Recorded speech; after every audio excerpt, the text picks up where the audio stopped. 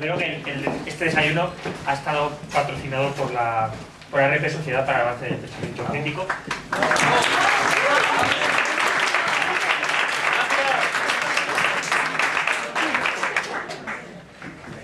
Y segundo, también técnico, está ahí en aquella esquina para que no se dé cuenta la tienda de camisetas. Y también los tickets de comida. Son 5 euros y es menú completo, así que ahí lo tenéis. Hay que comprarlo con antelación, digamos que hay que comprar el ticket. Eso es. Bueno, ¿algo más? Bueno, pues dicho esto, empecemos entonces con la siguiente charla, que hay un título: Lectura escéptica de noticias de patentes, y va a ser dada por Anónimo. Así que muchas gracias.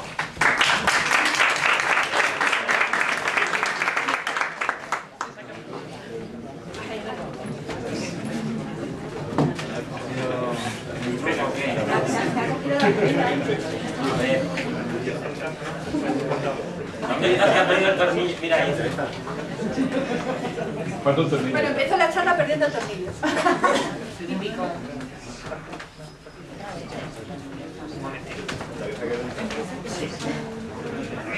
La voy a intentar empezar. Toma, prueba con esto. Bueno, empieza a 2 manos. A ver, ¿me oís? Más cerca. Cerca. Que no sé con qué mano usar qué cosa. Con esta, ¿vale? Ahora sí, mejor. Bien. Bueno, la charla que voy a dar es lectura escéptica de noticias de patentes. Entonces, visto lo que le ha pasado al compañero de la charla sobre economía, no pretendo solucionar todos los problemas del sistema de patentes.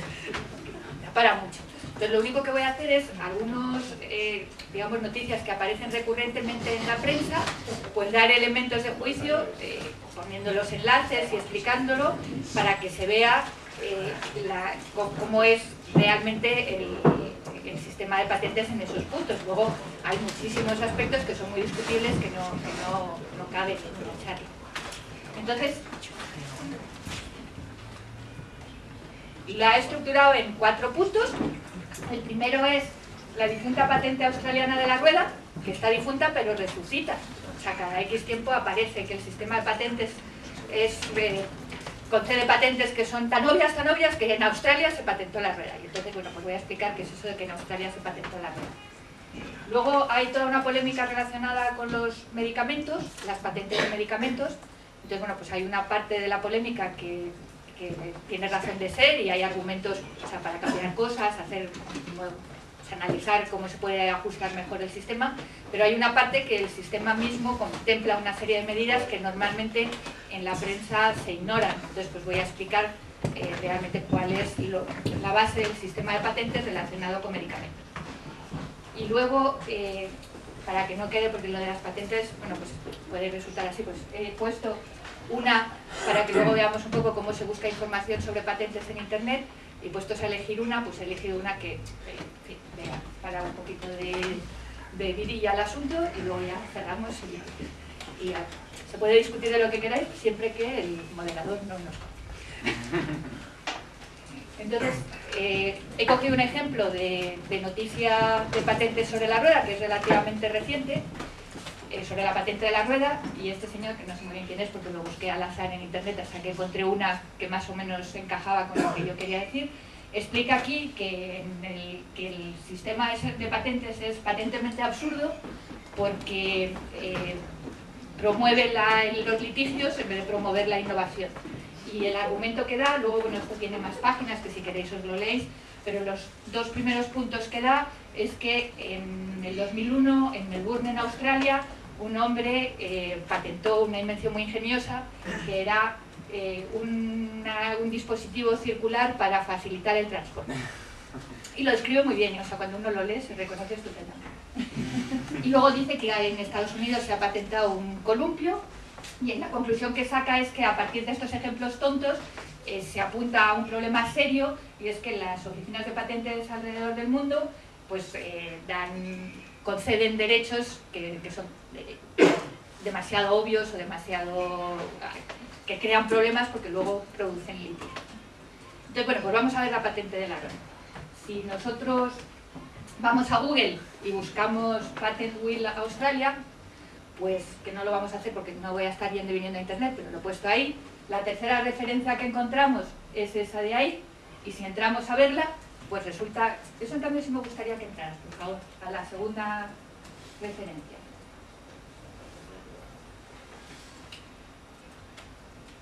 Bueno, está en internet, pero es un PDF. Entonces ahí vemos efectivamente la descripción de eso, que es un elemento circular, que tiene unos radios que van a una parte central, que se apoya en un eje y que facilita mucho el transporte. Y no sé algo. Bueno, pues entonces le dejamos que siga y os lo cuento, os lo creéis, ¿vale? Hacemos un acto de fe, pero si no queréis, lo podéis ver. ¡Oh! Es un acto de fe temporal, limitado en el tiempo. Bueno, ya no necesitamos hacer un acto de fe, ya ha llegado. Entonces aquí explica el contexto de la patente de la rueda y explica que en Australia hay un tipo de patente, es que cuando se dice patente parece que son todos iguales, pero las patentes son territoriales, que quiere decir que en cada país tiene su propia legislación de patente. Algunos, ¿verdad? Algunos con distintos matices. Esta patente en especial la tienen en Australia y es una patente que es para menos años que lo normal, que son 20, estas son solo 8, y la conceden... ¿Me vuelves a la presentación? ¿A la presentación? Sí. Y esto lo hago yo sola. Y entonces, es una patente que se concede sin examen de nada, o sea, es un simple registro. Uno llega y dice, lo quiero registrar, y entonces van y te la conceden. La lógica que hay detrás de eso es que la mayoría de la gente lo hace de buena fe, o sea, realmente es algo que cree que ha inventado. Y la mayor parte de las veces lo que se produce a continuación es que el señor establece su negocio y no pasa nada. Eso es lo normal. Luego hay casos en que eso no se produce así, y entonces es cuando hay un litigio. ¿Qué solución me da? Que la patente, este tipo de patente no se puede hacer valer ante los tribunales hasta que no se ha examinado. Es decir, que si alguien quiere... Bueno, déjalo, ya que tengo el micrófono ya se oye bien, ¿no? ¿Se escucha bien al fondo? Sí, pues igual, me ahorro el pinganillo. Entonces, se examina o a petición del solicitante o a petición de un tercero o directamente de oficio por la oficina cuando lo pide el comisario de patentes. Y entonces, pues no es absurdo, es un sistema rápido para que las pymes no tengan que entrar en un procedimiento que para una patente normal pues es bastante largo. Entonces se puede discutir si es bueno, si es malo, pero no es absurdo. O sea, tiene su lógica detrás que conviene entender. Y luego, a partir de ahí, se puede argumentar a favor o se puede argumentar en contra. Y entonces, ¿cómo sigue el sistema cuando resulta que pasa una cosa así? Pues el sistema de patentes reacciona. Y entonces, si buscamos ahí en esa base de datos, que es el registro online de la Oficina Australiana de Patentes, o sea, las oficinas de patentes ahora ya no tienen un registro, que es un libro donde se escribe, todas tienen una base de datos, la mayoría de ellas accesibles online. Entonces, si uno accede online y busca por el número que hemos encontrado y miramos la especificación del registro electrónico, llegamos a esta página de aquí, que explica... ¿No soy capaz de darle? Bueno, me acerco porque no lo del... Aquí pone fecha de revocación el 30 de agosto del 2001. Entonces, quiere decirse que es una patente que se solicitó el 24 de mayo, se selló, que viene a ser la concesión en este caso, el 13 de junio, y ya el 30 de agosto ya estaba revocada. Pero anda que no ha dado que hablar. Entonces, realmente, pues es triste, pero murió. O sea, no sigue viva. Y nunca tuvo ocasión de causar ningún pleito. Es decir, poner esta patente como ejemplo de algo que causa pleitos, pues no tiene mucha lógica. No quiere decir que no haya patentes que a lo mejor sean demasiado obvias y no causen pleitos de forma indebida, pero la cuestión es que hay que distinguir cuando te dan una noticia de patente.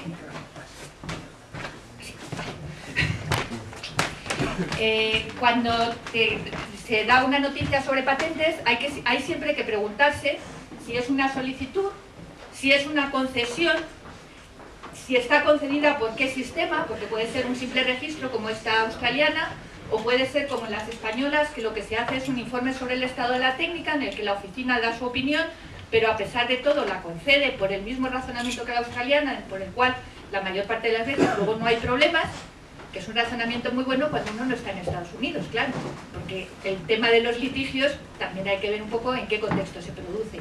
Y luego, si es con examen previo, que es lo que se llama una patente fuerte. Y luego también hay que ser consciente de que una vez que se ha concedido, puede ser que después de concederse la hayan denegado después, que haya habido un juicio o lo que sea, o haya caducado porque las patentes solo duran 20 años, o incluso el propio solicitante la haya retirado, que hay investigadores que lo hacen, la presentan y luego la retiran para que quede en el dominio público, pero se haya publicado.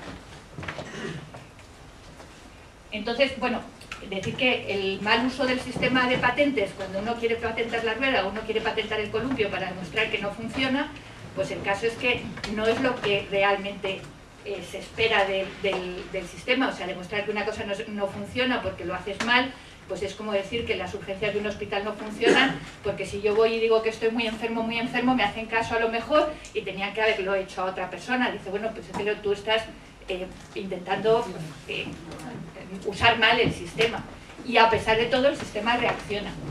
Y luego, que cuando se intentan sacar conclusiones citando patentes concretas, pues uno debería siempre tener como el chip ese de... Habría que ver qué me están diciendo, porque claro, hay solo en la base de datos Sparcenet, que está ahí online, dice que hay más de 70 millones de documentos de patentes. Entonces, claro, siempre habrá alguno que esté mal. O sea, habrá algún examinador de patentes que se haya columpiado en su trabajo. Pero la cuestión es como cuánto de significativo es eso. Y eso no se puede decir citando patentes concretas. O sea, habría que citar estudios serios y entonces pues se podría empezar a hablar. Y luego lo de los pleitos, por lo que comentaba antes, que en España no es una situación habitual que haya muchísimos pleitos de patentes, donde hay unos pleitos de patentes tremendos en Estados Unidos, pero lo hay por todo, o sea, hasta por la temperatura del café en el McDonald's. Entonces... Y entonces voy a pasar al otro punto, que es el tema de las patentes de medicamentos. Entonces hay, digamos que una preocupación que yo creo que es legítima y humana y solidaria, por el tema de que al estar patentados los medicamentos, como la patente es un monopolio temporal que permite que la empresa lo fabrique ella sola, pues la empresa aprovecha eso para subir el precio. La justificación es que con eso está recuperando la inversión que ha hecho en I+D, que hasta ahí todo está bien, pero claro, luego resulta que hay gente que no se puede pagar la medicina en los países pobres y se mueren porque no tienen medicinas. Entonces eso pues es una preocupación que como seres humanos pues nos honra. Entonces estos son unos estudiantes que decían sí a las drogas como en Estados Unidos, que es medicina, y explicaban que no les parecía bien que su universidad, que es Harvard, patentara los medicamentos que investiga, porque creían que se deberían poder distribuir a todas las personas sin que hubiera problemas de acceso. Y en particular citan que aunque la universidad dice que no va a hacer eso, están preocupados porque a pesar de todo no van a dejar de patentar en países como India y China. Y entonces pues vamos a ver un poco, a explicar qué es lo que quiere decir esto. Que por otra parte es muy parecido a lo que dicen también en su campaña de acceso en Médicos Sin Fronteras, que también hablan de estos problemas. Entre otros muchos, porque el problema del acceso a los medicamentos no son solo el precio, hay muchos más problemas. Pero centrándonos en esto, que es lo de la charla, pues el caso es que el sistema de patentes tiene previsto mecanismos para abastecer de medicinas a la gente que no se lo puede permitir. Entre otras cosas, porque no es un lucro cesante para las empresas médicas, porque en cualquier caso no iban a poder venderles medicinas a esa gente. O sea, no son mercados en los cuales vayan a perder dinero. Es decir, si se venden medicinas, como si no se venden, ahí no van a ganar dinero. Y el mecanismo que está previsto desde 1883, no es una novedad del sistema de patentes, son lo que se llaman las licencias obligatorias. Entonces, las licencias obligatorias están previstas en la Convención de París, que es una convención que, digamos, sirve de orientación a las leyes de propiedad industrial en todo el mundo. Está previsto en la mayoría de las legislaciones nacionales, incluida la nuestra, y también se incorporó en su momento a los acuerdos de la Organización Mundial del Comercio. Y entonces, que se llaman los ADPIC, y que ahora mismo no soy capaz de reproducir las siglas, pero vamos, son las reglas para la propiedad industrial de la OMC. Y en esas reglas lo que se explica es que se permite el uso sin autorización del titular de la patente cuando un gobierno dice que lo quiere usar él mismo o que quiere hacer que lo usen terceros. Y no hay que dar muchas explicaciones sobre por qué se hace eso, salvo que hay que intentar antes llegar a un acuerdo con la empresa en cuestión. Esto vale para los medicamentos, que es lo que suele plantear más problemas, pero vale para cualquier otra patente, o sea, no está especificado que sea para patentes de medicamentos. Entonces, un gobierno decide que quiere tener, yo que sé, lo que sea, y entonces se dirige a la empresa. Si la empresa no le da el servicio que él considera necesario, pues entonces puede auto-otorgarse o otorgarle a un tercero para que lo fabrique una licencia obligatoria. En caso de emergencia, ni siquiera tiene que llegar a un acuerdo previo. O sea, no tiene que hacer el paso de intentar llegar a un acuerdo previo. Si es una emergencia médica o militar o de cualquier tipo de emergencia, tampoco se dice que sea médica, entonces lo puede hacer directamente, sin esperar a intentar, o sea, sin tener que justificar que ha intentado llegar a un acuerdo con la empresa antes. ¿Y entonces cuál es el problema? ¿Por qué hablaban en Médicos Sin Fronteras de China y de India y bueno, de Tailandia creo que hablaban, y los estudiantes de China y de... Pues el problema es que en los países realmente muy pobres, por mucho que el gobierno diga que quiere fabricar un medicamento, no hay infraestructura para fabricarlo. Entonces no lo pueden fabricar. Entonces, ¿qué es lo que pasa? Que en realidad los países que tienen capacidad de fabricación son lo que se llaman los países intermedios, como pueden ser, pues eso, la India, Brasil, China, Tailandia, que sí tienen suficientes recursos como para fabricar genéricos. Entonces ellos pueden fabricar, pero como no es para consumo propio, pues entonces no funcionaba bien el sistema. O sea que sí que ha habido un problema. O sea, aunque estuviera previsto históricamente desde hace mucho tiempo, había un problema. Y entonces eso se solucionó en unos acuerdos que hubo en Doha en el 2001, que decían que también se podían exportar desde un país a otro país. Siempre que con un control, porque claro, el riesgo que tiene eso es que tú estás produciendo un genérico a precio barato, si lo vendes en ese mismo país, pues sí que estás infringiendo la patente y sí que estás causando un lucro cesante a la empresa. Pero con esas salvaguardas, pues sí que se puede fabricar en otro país para luego exportarlo a los países donde realmente la gente lo necesita y que no pueden fabricarlo ellos mismos, ni siquiera con una licencia obligatoria. Y entonces, eso se fueron adaptando las legislaciones.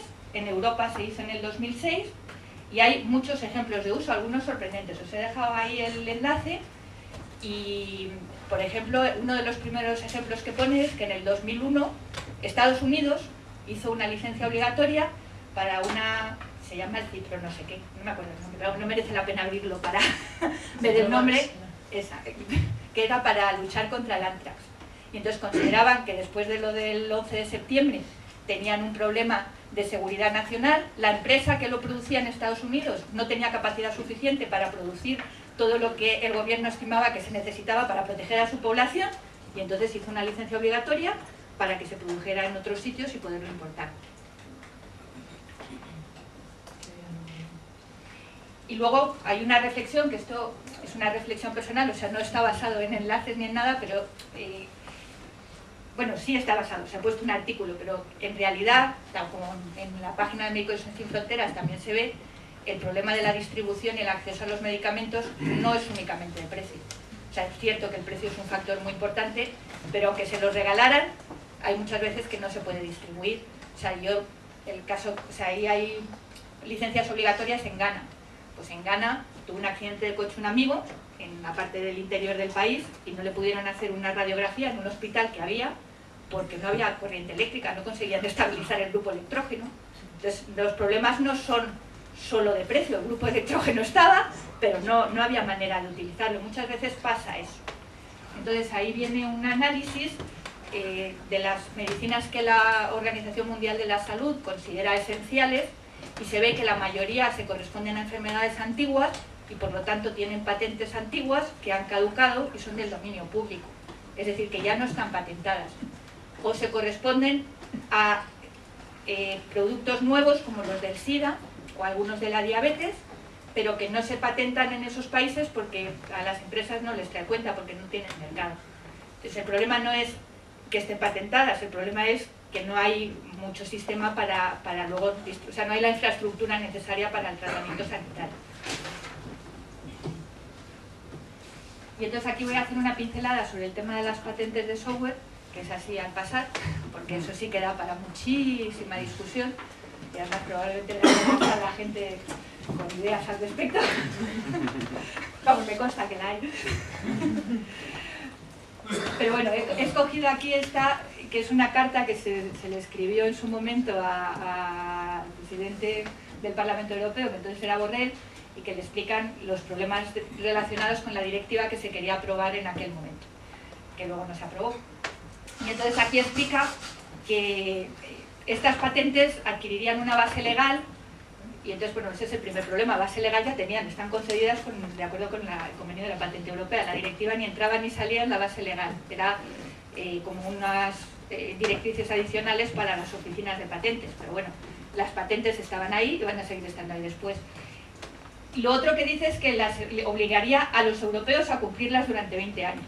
Dice, bueno, pues ahí hay un problema, porque durante 20 años no, durante el tiempo que les quede de vida a las patentes. Y luego a todos los europeos, tampoco, las patentes son territoriales, es decir, la patente europea es un sistema de concesión única, pero luego cada patente se comporta en cada país de la Unión Europea de forma diferente. Esto será diferente con la patente comunitaria, pero de momento con la patente europea es así. O sea, no hay una patente que cubra toda Europa, va país por país. Y la mayoría de las patentes no cubren todos los países de la Unión Europea, que quiere decir que los países en que no se cumple se pueden usar, es de libre disposición.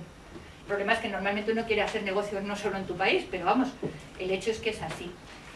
Y entonces ponían unos ejemplos, entonces alarma. Cuando hay ejemplos de patentes siempre hay una alarma que debería saltarle a uno. Entonces, que es lo mismo que las 30.000. Las 30.000 son muchas que es más difíciles de mirar, pero en alguna ocasión me he entretenido en mirar algunas y las hay que tienen toda la razón, más razón que un santo, las hay que nunca se han concedido, las hay que se han concedido pero con reivindicaciones diferentes que las que tenían en Estados Unidos, y entonces se habla de ellas como lo que era en Estados Unidos. En fin, que hay todo una casuística que habría que estudiar. Pero si nos centramos en la primera, pues la primera dice que cubre los formatos comprimidos de audio, incluyendo el formato MP3. Y dice que son sobre técnicas usuales para distribuir información. Y entonces, bueno, pues eso no... Lo habéis dicho los dos, lo de lo siento en estéreo. Entonces... Porque me han dicho 5. Que si no, no veis el momento KitKat. Entonces, no son los formatos en general, son unos concretos, en particular el MP3. La patente aquella era del 86, entonces en el 2006 no le quedaban 20 años, le quedaban unos meses. Y no estaba protegida en toda Europa, solo que eso de hecho a los del MP3 les ha dolido mucho toda la vida, que solo lo protegieron porque en su momento no le vieron interés en Austria y en Alemania, en el resto de los países no estaba protegido. Y entonces, decir también en el 2005 que el MP3 es un formato usual es muy fácil. El problema es que hay que volverse al 86. En el 86, no sé si os acordáis, pero los ordenadores no tenían sonido. O sea, la tarjeta de sonido llegó en el 88, así generalmente. Y el primer reproductor de MP3 es del 96. Entonces no es una tecnología usual. Se convierte en usual con el paso del tiempo cuando la patente ya está a punto de caducar. Que caducó porque ya han pasado los 20 años y ahora es un formato libre. Y ahora, el momento KitKat, ¿me lo dejáis? Esto es que, bueno, lo que no voy a hacer, lo voy a anunciar antes. El momento KitKat tenía una función en la presentación que era luego explicaros que se puede conseguir información sobre patentes y ver, bueno, esa parte como no encaja en el tiempo, la dejamos. Pero lo quiero que lo veáis porque por lo menos nos reímos un poco, que no me habéis hecho ninguna intervención. ¿Cómo? Sí.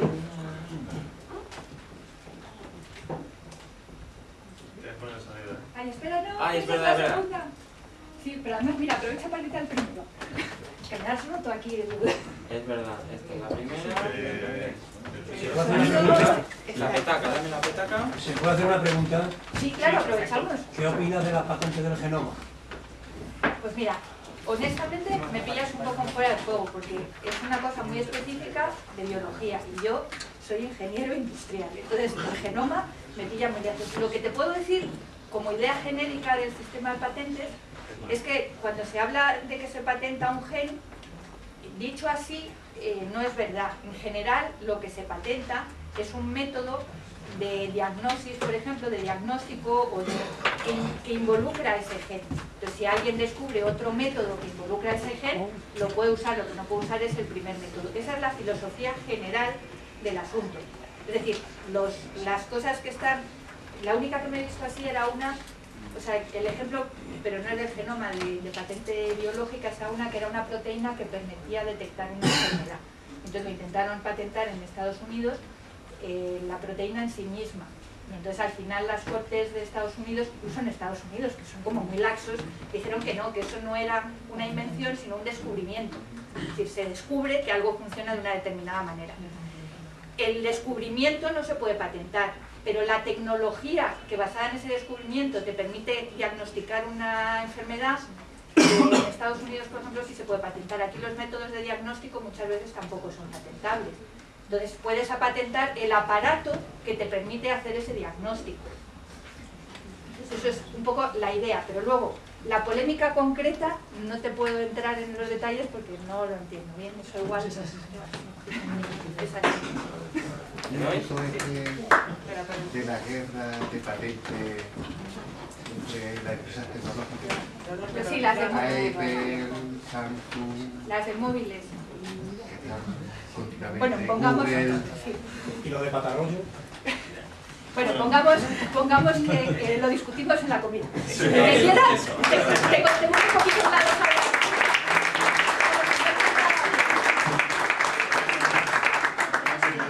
Ponemos el vídeo entonces. Sí, para que se vea que sale una patente, lo que quería es que buscáramos la información I sobre will give ella. more details during my MIT lecture on Saturday, but it is important to mention that it takes only 25 seconds for average woman to use this protective personal device. 5 seconds to remove, convert, and apply her own mask. And 20 seconds to wonder who the lucky man is she's going to send. Esta es la patente que quería que buscarais, pero os lo creéis, ¿vale?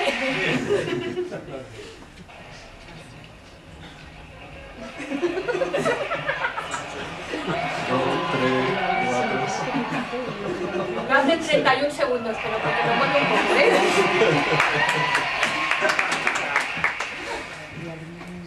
Qué bueno.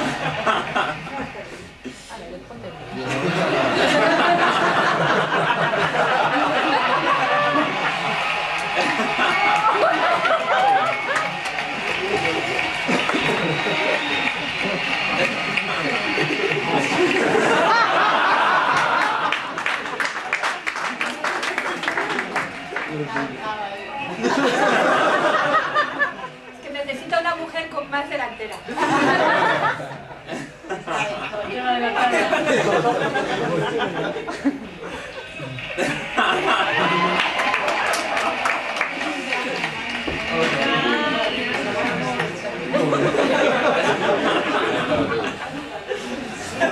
El de física.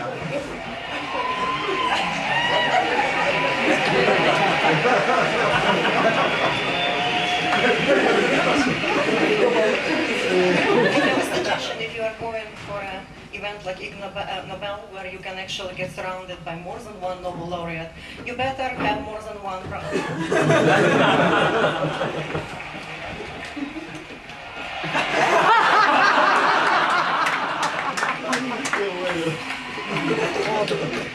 Que conste que pedí permiso para la traducción.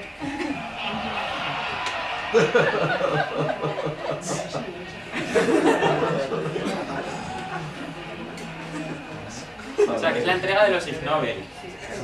Qué bueno. En el 2009. Bueno, tenéis los datos.